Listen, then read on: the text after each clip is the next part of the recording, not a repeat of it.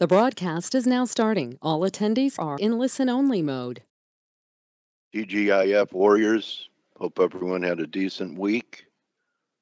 I do have some news to report. It's actually some pretty, devastating news. President Trump has fired me from being the host of FACE. He said, but don't worry, because Larry Kudlow should be here to host this webinar within a month or so. So, had to report that to you guys. I heard that he offered Anthony Scaramucci, the Mooch, to do it, but the guys weren't interested in having Scaramucci host FACE. So I've enjoyed working with everyone. Dale, we only want the best, so we want you. I have to follow the commander-in-chief's now.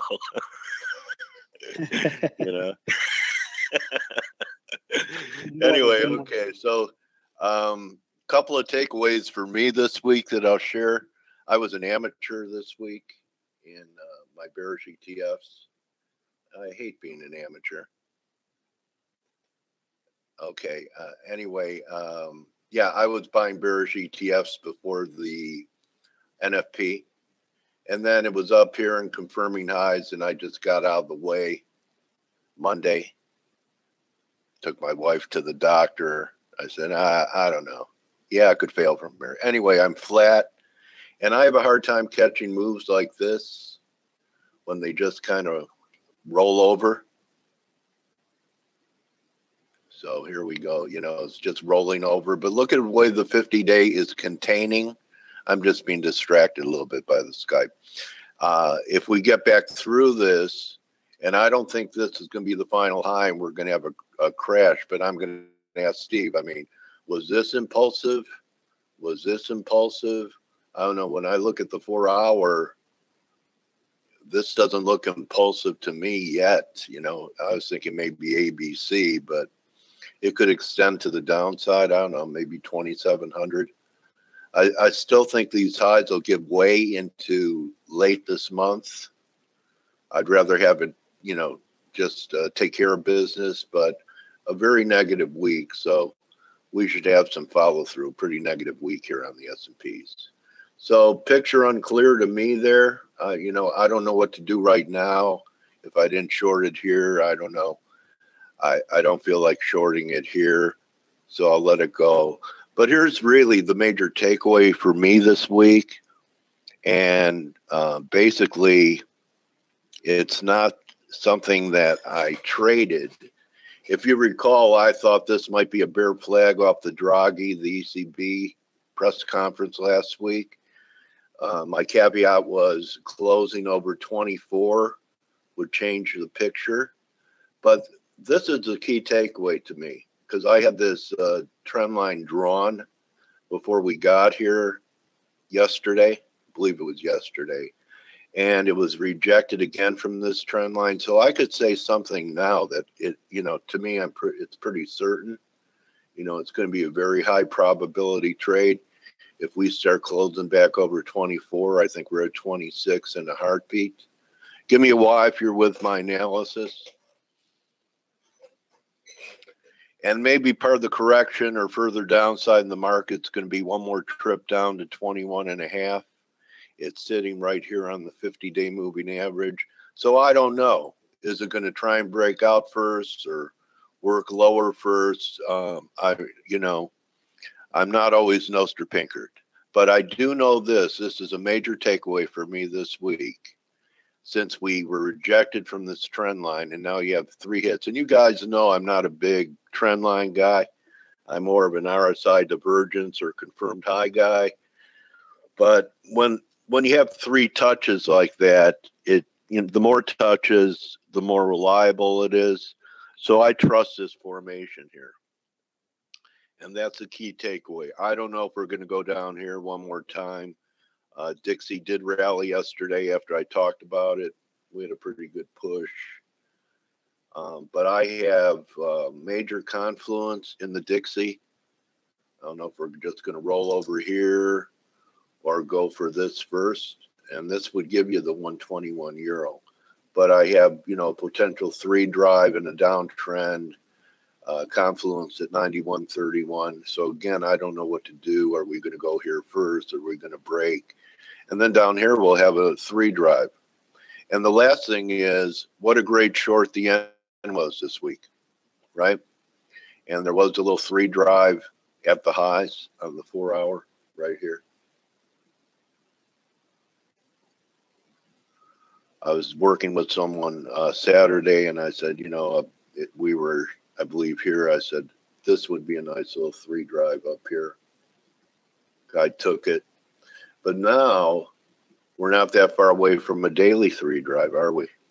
That could happen next week. So down around 105. If this stays above 30, it's currently 33. You could have a 3 drive to a bottom formation in the end. So those are 2 things I'm looking at: the downtrend line in the euro, and the end down around this region to see if we get our second divergence. So I don't have anything actionable today, but I also teach that the weekends are the best time for you to plan your week ahead. That's why Blake does a week ahead video. He's already planning. He has his trades in his head already going into the following week. I think Steve does too. Most real seasoned traders are always looking ahead and looking at the markets and saying, well, if it did this, that would be an interesting entry. Or if it did that, maybe it means this, and I would do that. So, you go over these different scenarios that you see technically over the weekend.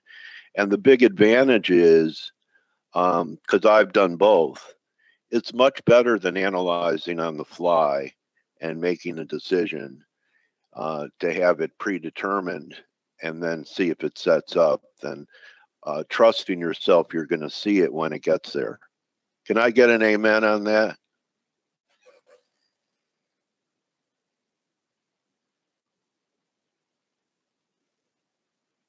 Okay. So what are you guys going to do this weekend? Going to get ready? And another way to, and you also know I'm a big believer in intelligence gathering. So another way to do it is to sign up to ForexAnalytix, at least a trial for $1. And while you're going over your stuff, you take a look at, all the different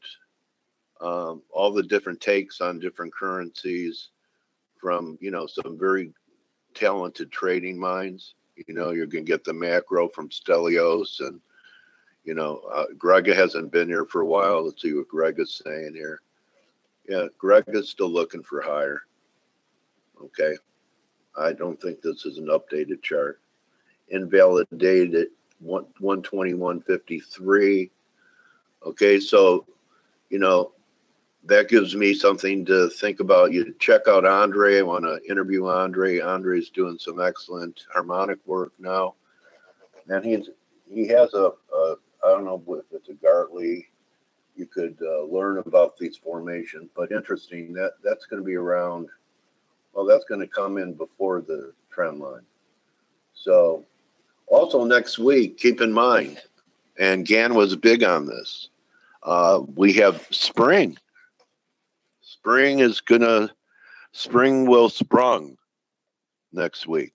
I think it's Tuesday, the 20th.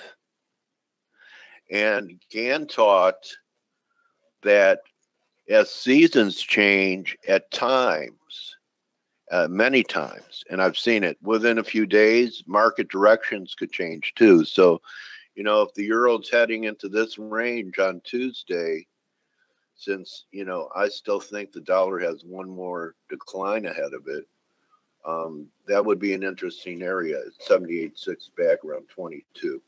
So this is something I didn't see. I would have seen it over the weekend because, I'm a subscriber. All right. And I have access to this. So real great things, different looks, especially if you don't have a lot of people to call and talk to. And you could do this at 3 a.m. when, the kids are asleep, Steve, and, you have some peace, and right before Steve's alarm clock goes off, mommy, daddy, mommy, daddy, mommy, daddy, before that alarm clock goes off. And I think that's about it. So I would subscribe and include this in your intelligence gathering. All the different looks and disciplines from the whole team. Okay. And that's it. I know Blake is on his way to the Magic Kingdom. Probably he'll be scalping off his phone on, I'm trying to think of some of the Matterhorn. I could see Blake and his family going down the Matterhorn in about 5 hours with water splashing on his iPhone and him trying to get a few scalps off. Anyway, Steve, Stell, how are you? How are you guys doing today? Hey, Hey, how are there. I'm gonna say a few things first, and then Steve is gonna take over. you? Want to take the screen, Stell? I will. Good morning, by the way. Good morning, everybody. Good morning. And let Good me morning, take Steve. the Mommy, screen. daddy. I tell my wife that story, Steve. She cracks up. I still remember going to the Magic Kingdom when I was 12. This was many, many years ago. It was magical. Yeah. Anyway. It's a fun place, even if you're an adult. Yeah. So we're not. All right, what do you got here? I hope you don't believe the excuse that Blake actually went to the Disneyland because his kids asked for it, right? You know what? He's the one that wanted to go. The kids reluctantly followed. Yeah, I didn't think about it that way. You're probably right. You know that guy. All right, so right. No, So all right, so you have your dollar. Or we're gonna have one more little low before we get to 92. Is that the well, way the low might be, and I drew this a couple of months ago. This is the chart I always open up with. I've said this many times, and this is a monthly chart, so it's not a short-term chart. I thought we might go a little bit lower, but I think the low is in. Now we have the FOMC next week. Obviously, that's a big day. The market's pricing a near 100% chance. I think it's something like 95% chance of a hike. I think we can all agree it's going to be done because the Fed, the last thing they want to do is surprise the markets. And so they're going to hike next week. The question is, what do they do afterwards? And if you look at the Fed fund futures, if you look at the spread between April and January, which shows you roughly what is priced in for the rest of the year, it's under 50 basis points. So it's about 48, depending on where they're trading, 48 basis points for the rest of the year after March. Now, I personally think the risk is for the Fed, okay, they're going to hike, and they might indicate that 2 more hikes is the base case scenario. So do I think that's right or wrong? That's slightly irrelevant, but I think that's the base case scenario. So I have a feeling that the market will go pricing in, okay, 2 more hikes fully, and then a little bit more, maybe a half or 2/3 of a 4th hike. So when that happens, or if that happens, I think the dollar is going to find some strength. Obviously, the positioning is still, I think, a little bit bearish in the dollar. So there will be some stops. I think this move will be a little bit exaggerated. I think we'll get to something like 92, 93, this zone again in the DXY quite easily. Others are talking about 94, 95. I'm not that sure, but I think 92 and a half, I think, if I remember, is a big level. I think we're going to get there. And then we're going to then start seeing what actual effects all these rate hikes are having. So slowly they're coming into the economy. If you see the GDP, it's always, it keeps getting revised lower and lower. I think we started with something like 4%. And now the last revision is 1.9 for the previous quarter. So it's from the Atlanta Fed. From the Atlanta Fed, yes. So, all these hikes that they've done like 5 already, right? In this cycle, slowly they're feeding into the economy. The economy was doing okay. Employment is very good. Inflation is still on the low side, and they're hiking into it. So the market, I think, will go to price at least 3 this year, maybe 4. And then as all these feed through, I think we're going to realize that the hiking cycle will be over earlier than we think. So that's why I think then the dollar is going to start going lower and is going to go substantially lower from here. Again, this is my view. Nobody knows 100% what's going to happen apart from Steve. So, so that's my base case for the dollar. My base case for the dollar, and then obviously the various pairs are going to be pairs are going to be affected by that. Now, the other interesting thing that happened today was we had the Euro CPI print, which came in lower than expected. Came in at 1.1 year on year versus 1.2. Now that's clearly not good. It's declining. We should be going towards a target, which is 2%, before the ECB can feel really confident about tightening. They're still going to probably start tightening, remove accommodation in terms of QE and all that. But to actually go in and start hiking properly, they need inflation to be close to target. That's my view. They can't really do a lot unless that happens. So, you ask me, what am I doing with the euro dollar? I don't know. I have no idea where it's going because I think both the dollar and the euro are probably going to suffer a little bit. Now, short term, I think the dollar is going to bounce. That's why if you put a gun to my head now, I would probably sell the euro dollar here. But that's going into next week's meeting and the aftermath of that, not for a long-term trade. So that's my view on the dollar and on the euro a little bit. Another chart I wanted to show, I don't usually talk about this, but I want to show this, is Bitcoin. It has actually been trading quite technically in the last few days and weeks, and people who follow me on Twitter or who are on the chat room will have seen this chart. I keep updating this, and it's been since the highs of December. It's been in a descending channel, and when it was breaking out here, what was it, a couple of weeks ago, I said, if this is a false breakout, then this is going to be quite bearish.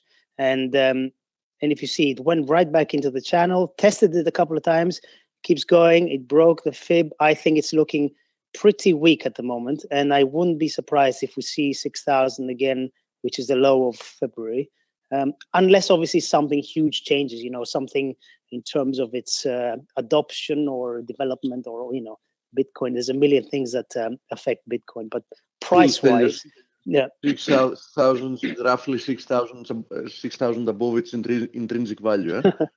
Yeah.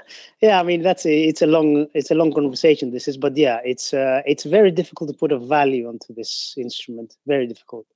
But anyway, I was just looking at this chart, and it actually looks quite good. And if I put a gun to my head, I will still sell it here. Even though it's not done well in the last couple of weeks, I still think it's going lower. So that's something. At 2,000, I have a monthly, I think 200 month or 200 week at 2,000. And that's where the bottom of your channel was. I know it sounds crazy to talk about it, but if we take out that 6,000, it actually kind of measures that as well. So I love that channel. Nice work, man.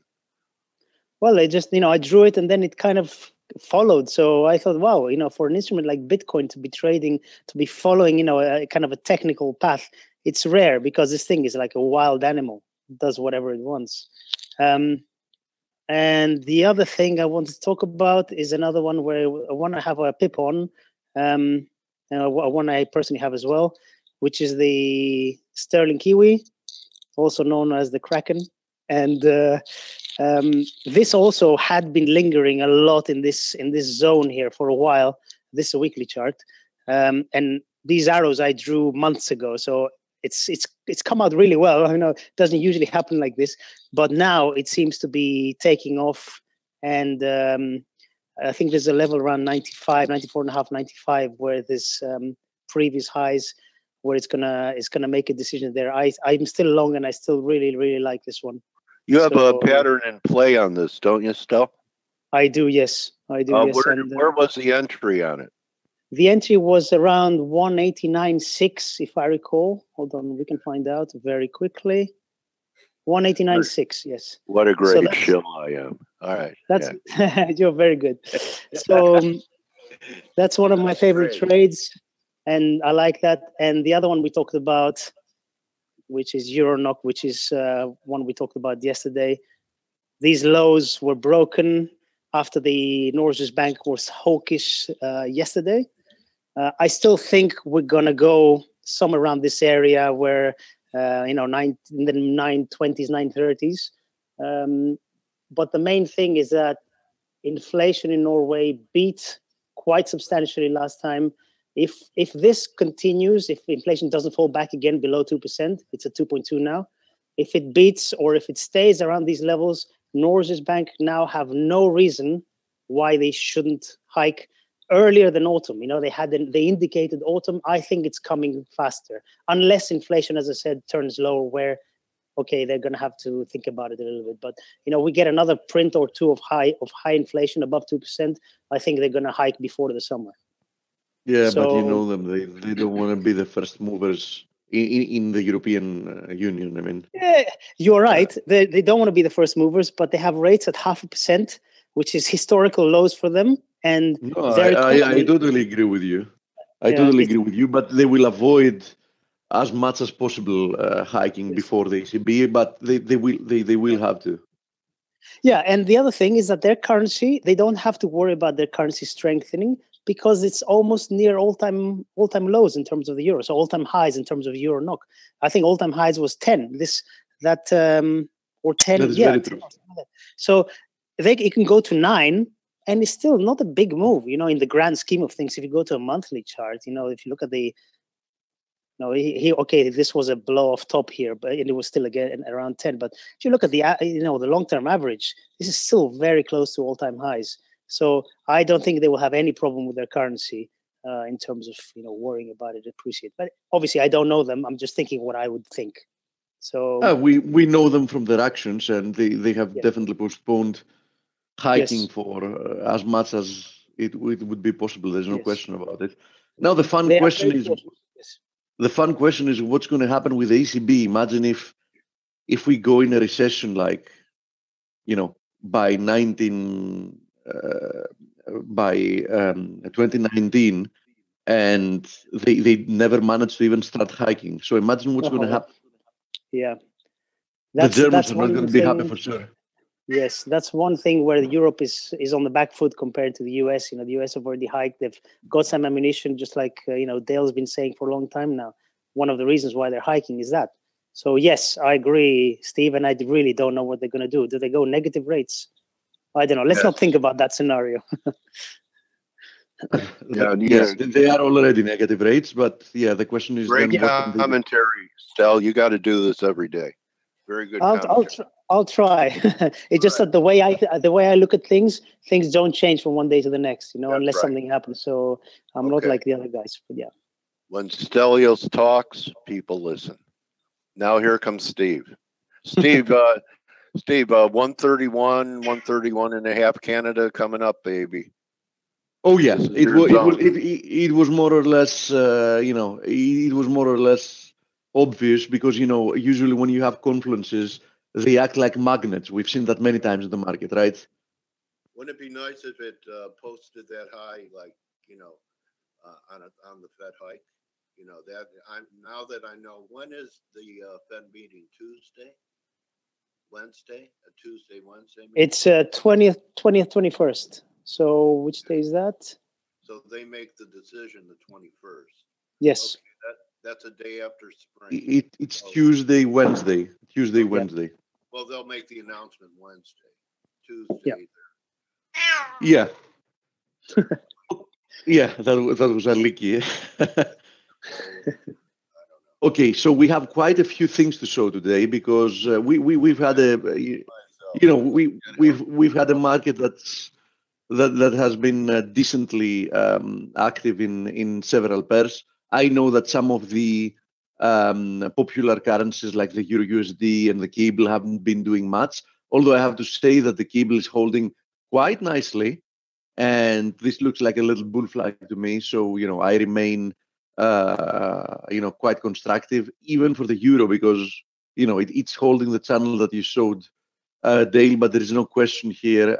I mean, this is definitely not a bearish move, the one we've seen. It's another mostly horizontal consolidation, likely a bull flag. But we've had other things that have definitely been moving, and it's a good opportunity to have a look at them. We also have a few questions here that I'm going to address as well. Questions about the loonie, about the NOK. Anyhow, let's begin by them now that I mentioned them, but there are other currency pairs I wanted to talk mostly about. So you already mentioned, Dale, that USD CAD is on its way there, and it is on its way there. Keep in mind that this little area is a confluence of multiple resistances, and not all of them are drawn here. I can show you now. So, for example, it's the 61.8 of the move lower. It's the equality target of this first leg higher with, the second leg higher. If I remember well, it's also a nice, it's also a nice fib extension. Let me see. It's also a nice fib extension from this last deep lower that we had. I think it's the 161.8. Let me see. And let me remove everything else so it doesn't pollute the chart. Yeah, it's also the 161.8 from this little corrective move lower.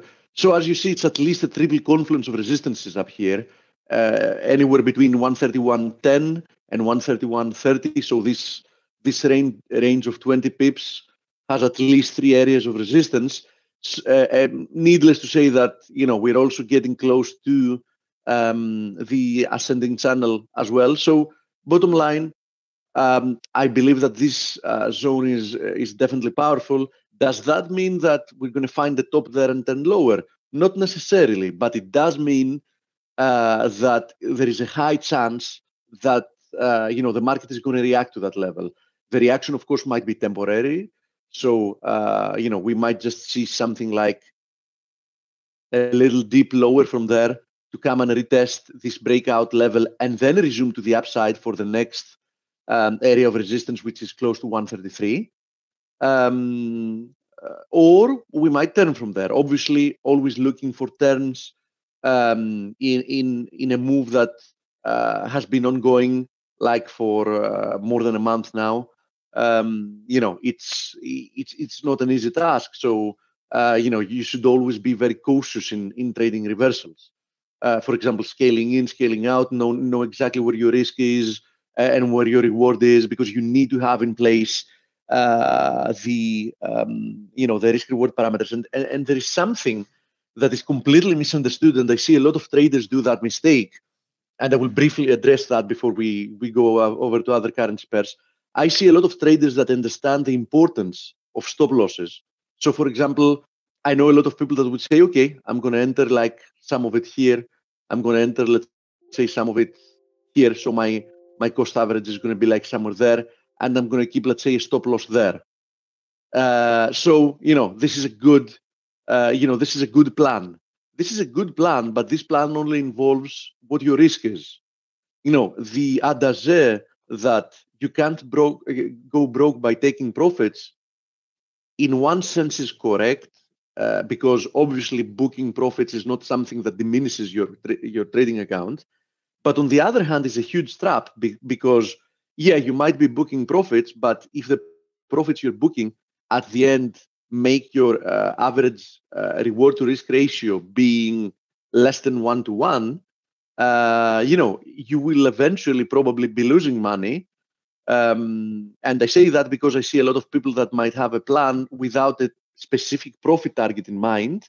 And whenever that plan doesn't work, they're going to hit their stop loss. And whenever the plan seems to be working, they're going to take early profits. So if you take early profits and you keep taking early profits, but you keep you keep getting stopped out wherever your initial plan was, perhaps the reward to risk ratio you had in mind is not the one you actually use in practice. So that's something that people need to really be careful with, because I've seen that happen a lot of times. So anyhow, my trading plan remains the same. I want to be short half of a position here and then another half up there at that resistance. I think it's worth it, and I'm going to stick to it. Sorry to Yes, interrupt. Elio? We just had some data. Building permits and housing starts both lower than expected in the US, and Canada manufacturing sales also missed. So not very good data all around. Not the Yeah, most important items, but still they're good. They're not. that's true. Good. USD CAD is not doing much. Euro and cable are not responding, and I don't want to show the USD yen, etc., because we're going to speak about them very extensively. Because the yen and the yen pairs are obviously the ones in the spotlight today, right? Now, briefly talking about the NOK, since you mentioned it, you already showed the Euro NOK. I don't have much else to say about that. That I showed it yesterday as well. USD NOK definitely remains one of the weaker, USD crosses, and we've broken below this triangle. What I don't like is that we don't seem to be having like any strong follow through. But regardless, what remains as a fact is that no matter how you look at this chart, it looks bearish, and I think it looks good for a continuation lower. Anyhow, if the USD is to be weak, NOK is obviously one of the best candidates here. Now, let's go to talk a little bit about the USD yen and mostly some commodity currencies and their crosses with the yen, because these have been big movers overnight. And, I think they're technically very, clear and clean. So USD yen made an attempt of rebounding, but you can understand how weak this attempt is, since it never even managed to produce like one more thrust higher to at least surpass this highs here and come retest this broken trend line. So Dale already mentioned the possibility that we've been seeing some divergence, and perhaps if we push to new lows, perhaps we're going to have a three drive, perhaps. But to be honest, this push to new lows seems more or less inevitable at the moment, because the USD yen has been extremely heavy. The rebound has been extremely weak. It resembles very much the situation we've seen with treasuries, a very weak rebound, right? And of course, they're highly correlated. There's no question about it in very often, but this is not my point here. So, with the USD yen being so weak and the yen in general being so strong, and seeing so nice moves that we've been seeing in the Aussie and the Kiwi, just look at the Aussie. The Aussie looks technically very nice because it came back to retest the 0.79 areas resistance. Not only that, it intraday broke above it and it was looking, quite bullish. But then it just reversed intraday a couple of days ago, and it left behind this long upper wick at a very nice confluence of resistances, because that was also the 50 DMA there. And yesterday we got that big move lower, and today we're seeing some nice follow through. So we are about to come down and retest the 77.40 area and the 61.8. There's no question that if we actually manage to break below there, that's quite a bearish development. Obviously, combine that to the fact that the yen has been very strong, and you can see here that both the Aussie yen and the Kiwi yen have acted in a very technical manner. They rebounded in an ABC move. You can see that ABC. They came back, they retested previous support as resistance, and now we're about to test the lows. Same situation here with the Kiwi yen. You can see it. It came back, it retested the 38.2. It never managed to close above it. And we're pushing to lows again. If I zoom out, you can see here that this area around 76 is quite a significant area of support. So in all honesty, if we break below there, there is a big pocket of thin air. I mean, I would definitely not want to be long this pair if we actually close below the 76 area. So this is something that you definitely should pay attention to. And speaking of that, obviously we know that among the commodity currencies, the Canadian has been the weak sister, and you can easily see that here. This move lower has been extremely impulsive. Even if you zoom out, you can see that when we broke below there, it was more or less obvious that this whole move higher had all the characteristics somebody would expect of a large correction, right? Slow overlapping and breaking below it definitely proved the case, because as you see, the pair has been plunging, without even a relief rally. I mean, we drew that when we had that hammer there, and I honestly expected that after such a strong move lower, it will at least make it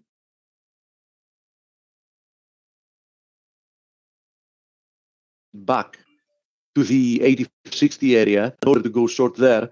And I was really optimistic that we might go back there, retest that area, and I wanted so much to be short there, but it was so weak that it didn't even actually make it to that area. We're now about to test, if I remember well, it's 11-month lows.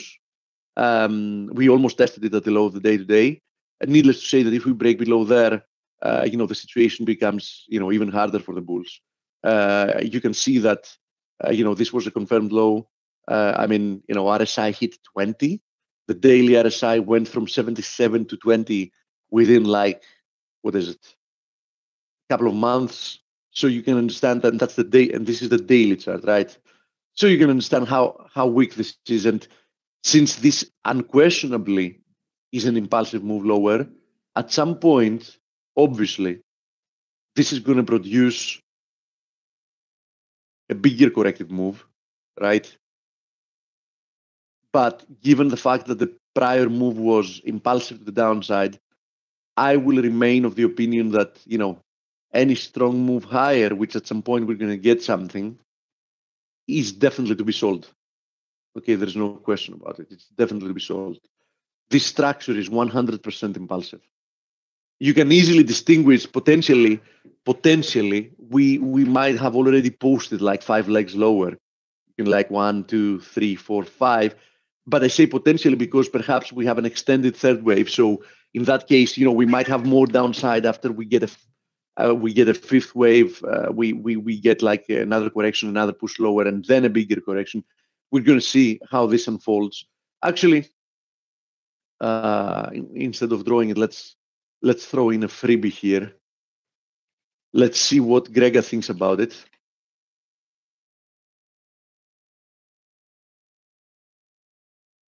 I respect Gregor's analysis immensely. He's a magnificent analyst, but I refrain from looking at his analysis too often because I don't want to taint, my point of view. Okay, so you see we're on the same page, and he exactly sees that. This chart is not very recently, as you see, updated. He sees this.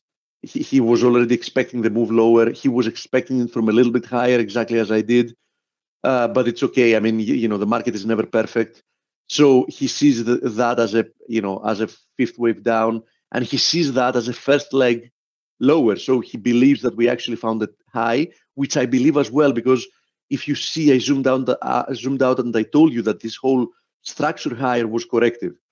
So yeah, I'm of the same opinion that we should get a rebound, and I'm looking to be short that rebound. No questions asked. No questions asked.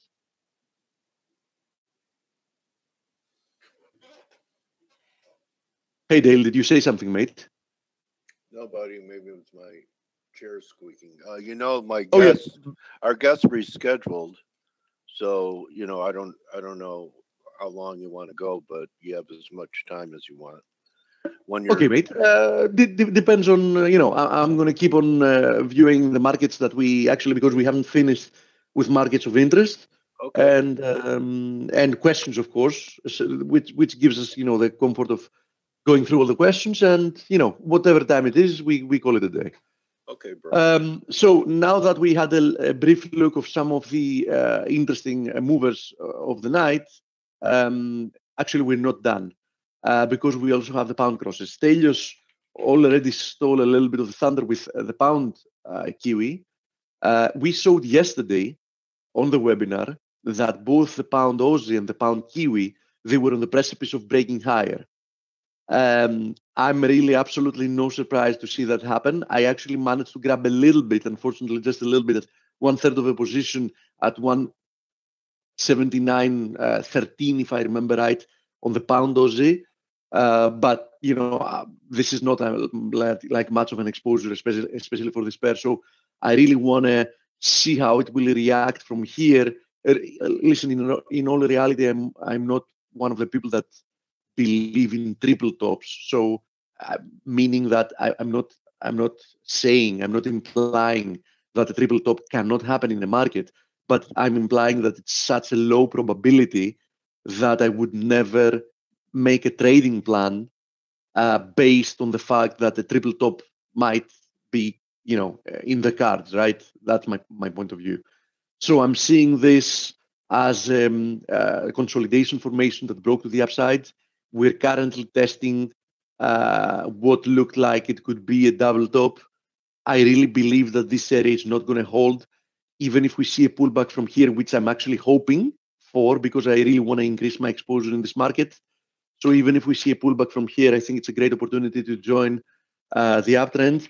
And I know that Stelios showed a longer term chart on the pound Kiwi. I've been showing this for a long time, and I had been saying that, listen, this pair is trapped below the breakout trend line that we had from this large bottoming formation and this descending trend line. And guess what? We actually broke this trend line first, which still isn't a surprise, as you understand. And it's now looking quite healthy. Momentum is picking up. We are about to post a higher high in the short-term view, and everything looks good. So it looks good for a move higher. So I think these are two crosses to really pay attention to as well. The pound Aussie and the pound Kiwi, they've been boring for quite some time, but that's why one of the main attributes a trader must have is patience, right? So let me go through a few of the questions we have here. Good morning to you as well, Kurt. USD CAD, we already had a look at it.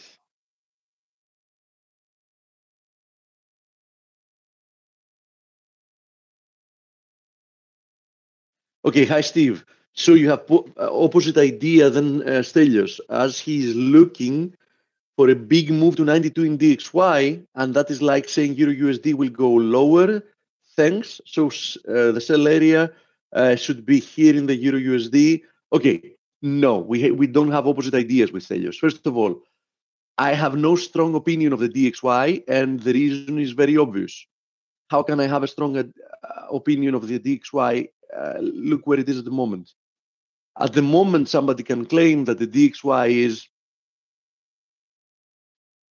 likely triangulating within an expanding triangle, more or less in the middle of it. Right? So, I mean, what can I say here? Two things I can say. One, I'm strongly neutral right at this point. Yeah. One, the bigger trend since last year has been lower. There's no question about it. So we have to respect that, especially as long as 91 holds. If you remember, I was the one speaking about the importance of 91 before we got rejected once again from 91. So with 91 holding, I can't be bullish here. I have to be neutral, right? Now, do I see the potential of a bigger bounce towards 92.50, where we have like a confluence of many resistances? Yeah, sure. Sure, it can happen. Absolutely. It can. Does that mean that the Euro USD will have turned bearish? No, it won't. It won't, because the DXY can easily push to 92.50, and probably the Euro USD will have done something like this, right? In which case, what I'm going to be here, and what I'm going to be saying still is like, yeah, sure, the Euro USD has moved lower. Let's assume it has done that as well. Okay. And what am I going to be saying? I'm going to be saying, this was impulsive, it was corrective. This was impulsive, it was corrective. Boom. So I don't think that, my point of view with Stelios's point of view are diverging. I remain bullish the Euro USD. Do I believe it's going to go, to 126 from here and not from a little bit lower? In all honesty, I have absolutely no clue. Because this is still a corrective move. And one thing I've kept repeating is that you can never know in advance when a corrective move, how a corrective move is going to evolve the structure, unless you start seeing that a new impulsive move has begun once again. Then you can pinpoint the end of a corrective move quite clearly. Right? Fundamentally, is CAD really this bad? Seems Polo's been dovish because of this move. A lot of us, I would say, Jason, that it's mostly a factor of a lot of uncertainty because, as you understand, Canada is is one of the main partners of the US, and with NAFTA and all the uncertainty around trade deals and everything else, I think it suffers because of that as well. Okay. Hey guys, can we get a short and intermediate term analysis on crude, please? Yeah, absolutely. Although nothing has changed since the last time we had a look at it, the situation with crude is the following. It's exactly what we were saying now. Crude is correcting lower since that high over there, just below 67. And we have no clue what the form of this corrective move is going to be. Is it over and it's going to new highs from here? Or it lacks one more leg lower towards 55? That's the question that's still open and unanswered here. What isn't a question mark in my mind is the fact that this is a corrective move regardless, right? So when I see more signs, I'm going to know from which level we're headed to new highs, but I do believe we're headed to new highs. Okay, so I have a high conviction that crude is moving higher. I'm uncertain if it's going to do it by breaking this little formation here or by breaking lower from this formation here, going to 55, squaring off, positioning even more, and then pushing higher.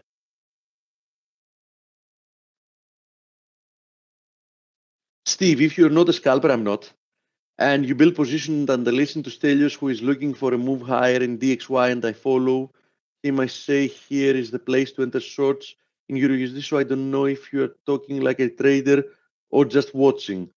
I'm got a little bit confused from the questions. If you're not a scalper, you build.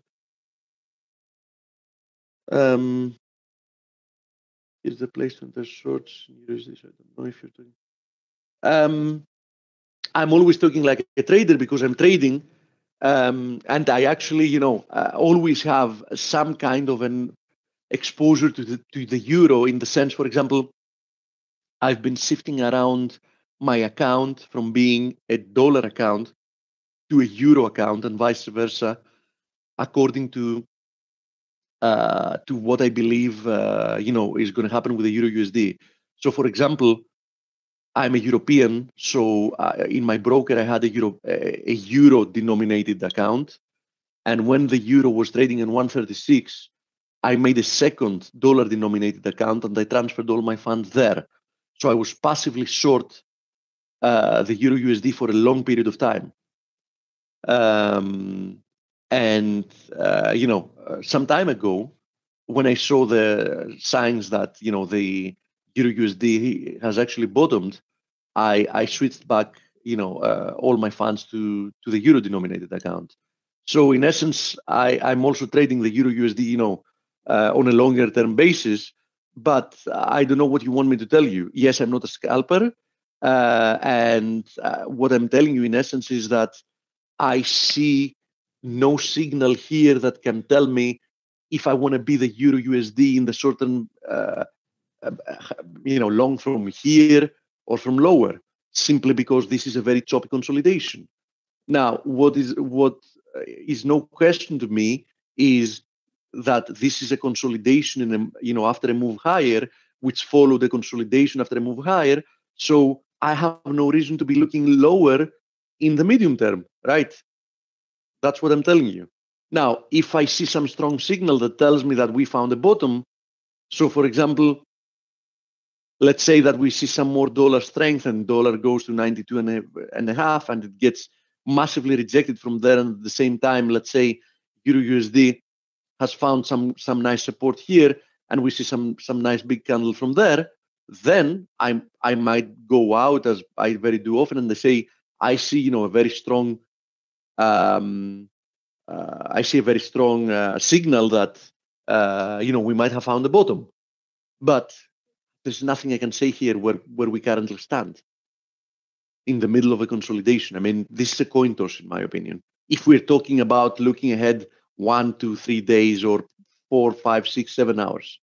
Now, to trade, even shorter term, I would have to go down to a 1-hour chart, but this is the kind of trading that I don't want to be doing, right? We have a friend saying Euro USD would be a gift if it moved lower to 120.50 to 121. I agree 100%. I agree 100%. This area, we had these highs there as well. Anywhere there close to 121, as long as the structure keeps being overlapping and choppy, which equals corrective, is going to be a gift. I agree with you 100%. 100%.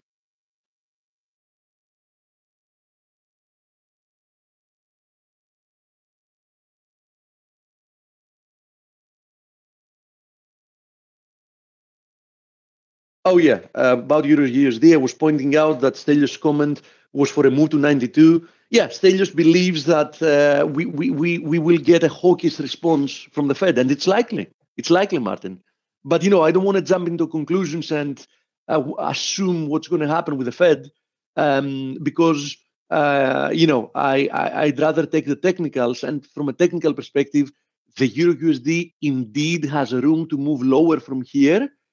But would also not surprise me moving, straight higher from where it is.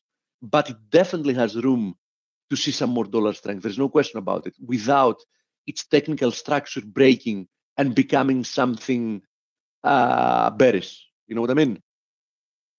And my view, as I said before, is I think the most probable scenario for me is for that to happen. Obviously, I don't know if it's going to happen, but I think given what's priced in, there's a good chance that this might happen, and DXY might go to 92-ish. So. Well, yeah, it certainly can, and it can even go to 92.50, which has a very nice confluence of resistances, Stelio. But if we get rejected from there, that means that this market remains bearish once again, because simply it will keep respecting that. Here it is, this descending trend line, right? You can see it here. So, even a move up to, although this line is descending, so depends on where we go and meet it. I mean, how soon, it might be lower than 92.50, it might be at 92, as you mentioned. Even a little bit later, it might be like at 91.70, whatever. But the case remains that as long as we remain below that trend line, we have to keep respecting the dollar's downtrend. There's no question about it. And the beauty, sorry to interrupt. I want to say the beauty of looking at an instrument from more than one angle is that, look, on the technical side, you can see this descending trend line. There is room for it to go there. And we can now tie that in with this scenario where the Fed is a little bit more hawkish, not a lot more hawkish, maybe a little bit more priced into what they're going to do this year. That ties in really well. So when you see the potential technical move and you match it to a potential actual, a reason for it to go there, I think that's a very strong signal in my and keep in mind, Stelios already mentioned it. The market is pricing in that we're going to get a hike. I mean, it's pricing it with almost absolute certainty. So, what does that tell us? It tells us that if they don't hike, we're going to get a huge move lower in the dollar. By the way, I believe there is no chance they're not hiking, right? So this is just a theoretical approach. So we know that if for some reason they don't hike, we're going to get a huge move lower for the dollar, which isn't going to happen, as I said. And what do we also know? That if they hike, the dollar is not going to move because they hiked. Why is the dollar going to move? Because of whatever rhetoric they give us along with the hike. So in essence, the dollar is not going to move because they will hike. The dollar is going to move according to the forward guidance they're going to give us. So if the forward guidance, as Stelios said, pictures that 2 hikes is, the minimum scenario, 2 more hikes is the minimum scenario for this year, the base case scenario, and alternative scenarios that exist are all for more hikes than that, then the market can move to the upside based on that, because it will start pricing in, let's say, 3.5 hikes for this year, okay, immediately. So it's going to price in, another half a hike at least. So on the other hand, if the rhetoric is quite cautious, the market has no reason of, repricing what's going to happen this year, and that might permit the slow trend lower to resume. So it won't be really a surprise if we see a hike, which we will, and dollar grinding lower from there if the rhetoric is not a hawkish one. Right, Stelio? Absolutely, 100%. Okay, so do we have any more questions, or we call it a week?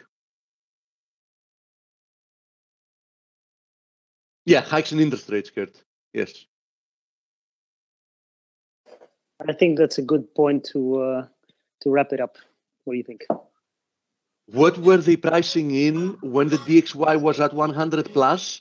Since then, the Fed has become even more hawkish, and the DXY is 10% lower, Bill says. Bill is asking, Stelio, what were they pricing in when the DXY was at 100 plus? Yeah. Since then, the Fed has become even more hawkish, and the DXY is 10% lower. When was the DXY at 100 plus? Remind me. Hold on, let me look at the chart. This was, was in end of, this is when they started hiking in December 16, right?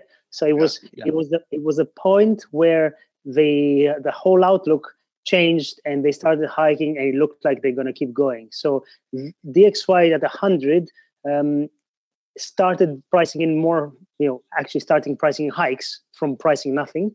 And also that was a time when the euro was quite a bit weaker. Remember, it was before the French elections.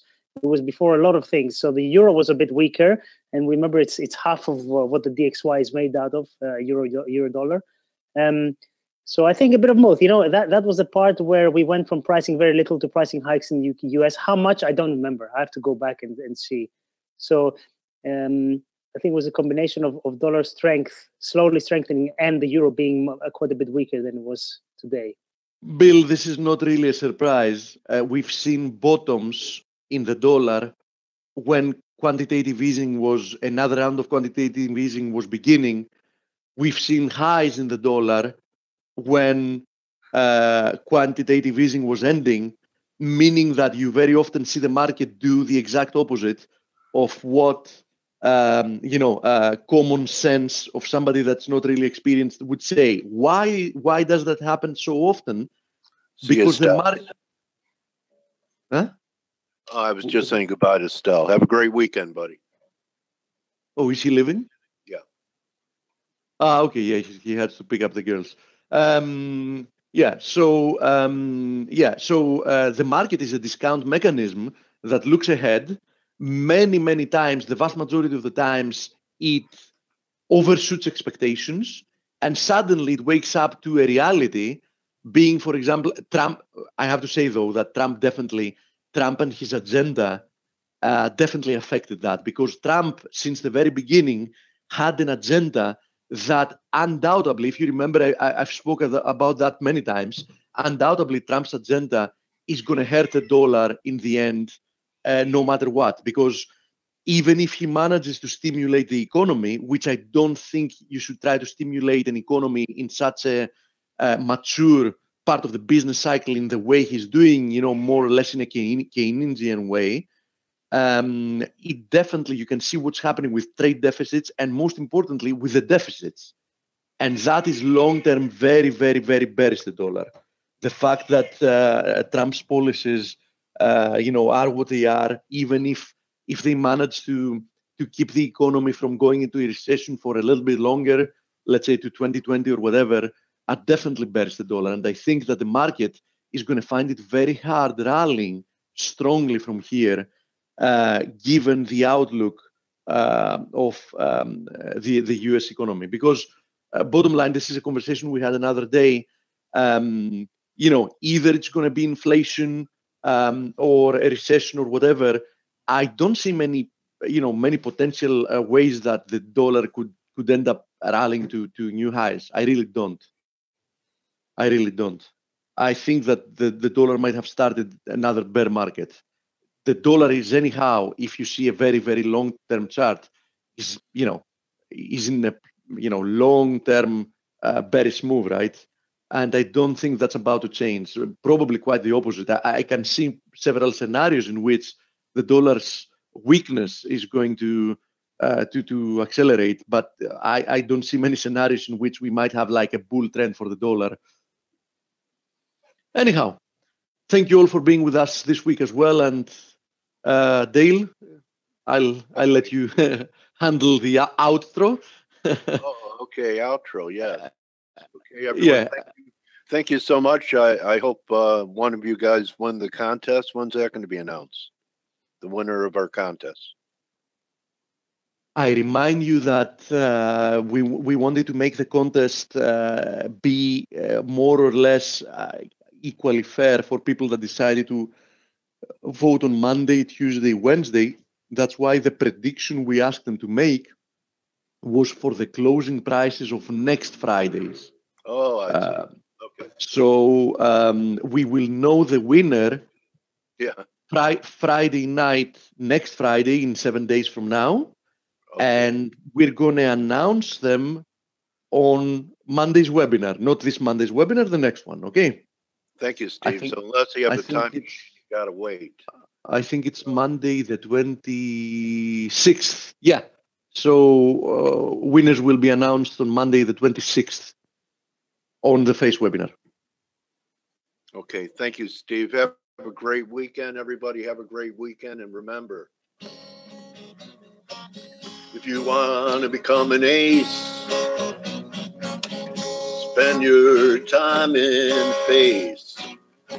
If you want to learn some trading tricks, you better subscribe to ForexAnalytix. So have a good weekend, everybody. And I'll see you Monday after you've done your homework. Looking to trade the Fed, but we'll use less leverage or our accounts will be dead. Should be some equinox trade. I'm looking forward to the fades. So just don't count your pips, count your blessings. Thank you for your support, everyone. The thousands that have joined our live webinar, the hundreds that have subscribed to ForexAnalytix, and in my extremely accurate and humble opinion, this is the best free or paid FX webinar on the net. So have a great weekend, everybody. See you Monday. Recharge your battery. Do your work. I love Fed weeks. I'll see you then. Adios. You're very welcome. You're very welcome.